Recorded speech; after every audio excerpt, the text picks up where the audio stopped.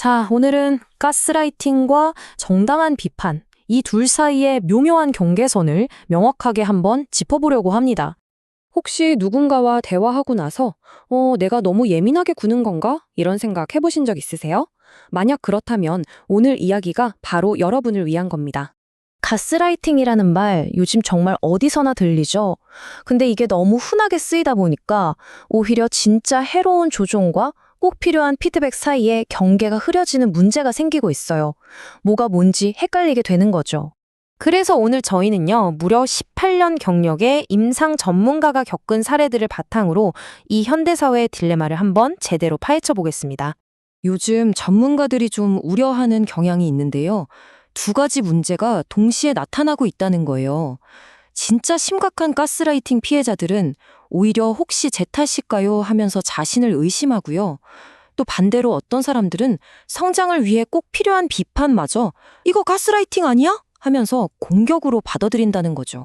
자, 그래서 이 혼란을 좀 정리하려면 먼저 용어부터 확실히 해야겠죠? 기준선을 딱 세우고 시작하겠습니다. 가스라이팅, 이 단어 어디서 왔는지 아세요? 이게 1938년에 나온 연극 제목이에요. 남편이 집안 가스등을 몰래 조금씩 어둡게 만들어요.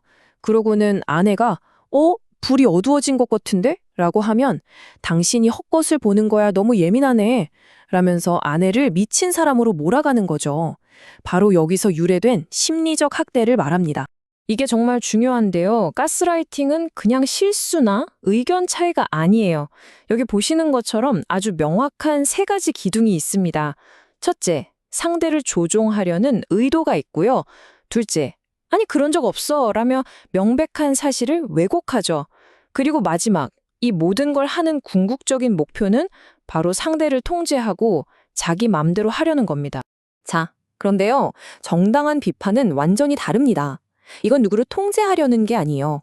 오히려 개인적으로든 직장에서든 좋은 관계를 유지하고 함께 성장하기 위해 없어서는 안 돼 정말 필수적인 요소죠.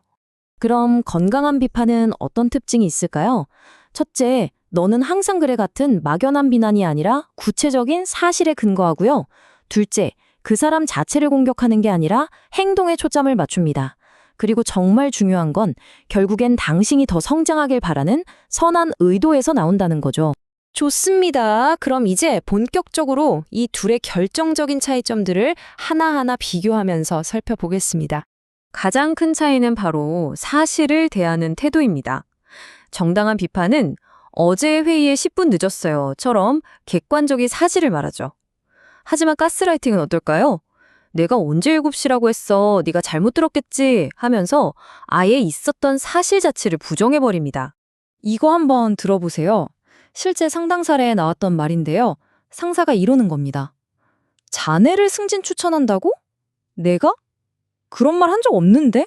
자네가 잘못 기억하는 거 아니야? 혹시 요즘 너무 힘들어서 그런가? 보세요. 약속을 부인하는 걸 넘어서 상대방의 기억력, 심지어 정신 상태까지 문제 삼고 있죠. 이게 바로 전형적인 수법입니다. 책임감과 일관성에서도 차이가 확 드러납니다. 건강한 비판을 하는 사람은 제가 설명을 명확하게 못했나 보네요. 라며 자기 역할도 인정할 줄 알아요. 반면에 가스라이팅은요. 무조건 네가 날 화나게 만들었잖아. 라며 100% 남 탓을 하고요. 자기한테는 관대하고 남한테는 엄격한 이중잣대를 들이댑니다. 자, 이건 정말 중요한 단서인데요. 명백한 증거를 보여줬을 때 어떻게 반응하는지를 보세요. 정당한 비판은 그러네. 이 문자 보니까 내 실수가 맞네? 하고 증거를 받아들입니다. 하지만 가스라이팅은요. 증거를 들이밀어도 그깟 문자가 뭐가 중요해? 라며 무시하거나 넌 맨날 그런 식으로 변명만 하더라 면서 대화 자체를 막아버립니다. 결국 가장 중요한 건 목적과 결과입니다. 대화가 끝났을 때 내 기분이 어떤지를 한번 느껴보세요. 건강한 피드백을 들었다면 좀 씁쓸해도 앞으로 이렇게 해야겠다 하고 길이 보이는 느낌이 들어요. 그런데 가스라이팅을 당하고 나면요. 머릿속이 하얘지고 내가 이상한가? 내가 미쳐가는 건가? 하는 끔찍한 자기의심에 빠지게 됩니다. 자, 그럼 지금까지 배운 내용을 바탕으로 우리가 실제로 써먹을 수 있는 아주 유용한 도구를 하나 만들어 봅시다. 제가 지금부터 몇 가지를 보여드릴 텐데요. 한번 들어보시면서 이거 내 얘긴데? 하는 게 몇 개나 있는지 솔직하게 체크해 보세요. 혹시 끊임없이 스스로를 의심하고 있나요? 넌 너무 예민해 같은 말을 자주 들으세요? 누군가와 대화만 하고 나면 늘 혼란스럽고 모든 게 내 탓인 것 같나요? 만약 이 리스트에서 여러 항목에 공감이 된다면 그건 그냥 넘어갈 일이 아닐 수 있습니다. 지금 그 관계를 좀 더 진지하게 들여다봐야 한다는 중요한 신호예요. 만약 가스라이팅이 의심되는 상황이라면 전문가들은 이렇게 5단계로 대응하라고 조언합니다.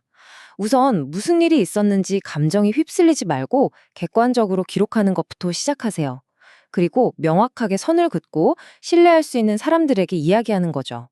필요하다면 전문가의 도움을 받는 것도 아주 중요합니다. 특히 경계를 설정하는 이 대화법이 정말 효과적인데요. 아니, 난 똑똑히 봤다고요. 이렇게 방어적으로 나가는 대신에 나는 이 문제에 대한 내 판단을 믿어 라고 딱 선언하는 겁니다. 어때요? 상대방의 논쟁에 말려드는 게 아니라 나의 주체성을 지키는 아주 강력한 방법이죠. 자, 이제 거의 다 왔습니다. 마지막으로 오늘 이야기에서 가장 중요한 꼭 기억해야 할 핵심 메시지를 전해드릴게요. 만약 여러분 마음속에 혹시 내 문제인가? 내가 이상한 건가? 이런 의심이 든다면 바로 그 생각 자체가 아마도 여러분의 문제가 아닐 가능성이 높다는 가장 강력한 증거입니다. 임상적으로 보면요.